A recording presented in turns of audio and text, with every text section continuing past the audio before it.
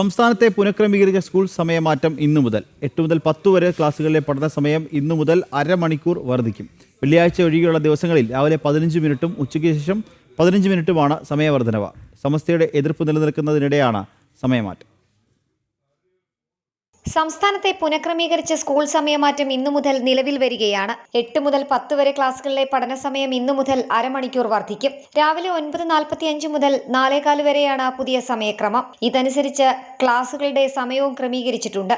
സംസ്ഥാനത്തെ 8 മുതൽ 10 വരെയുള്ള ക്ലാസുകളിലെ അധ്യയന സമയം 1100 മണിക്കൂർ ആക്കുക എന്നതാണ് വിദ്യാഭ്യാസ വകുപ്പിന്റെ ലക്ഷ്യം. ഇതിനായി തയ്യാറാക്കിയ പുനഃക്രമീകരിച്ച സമയക്രമം അംഗീകരിച്ച് കഴിഞ്ഞ ദിവസമാണ് വിദ്യാഭ്യാസ വകുപ്പ് ഉത്തരവിറക്കിയത്. പ്രതിദിനം അരമണിക്കൂർ വീതമാണ് സ്കൂൾ പ്രവൃത്തി സമയം വർദ്ധിക്കുക.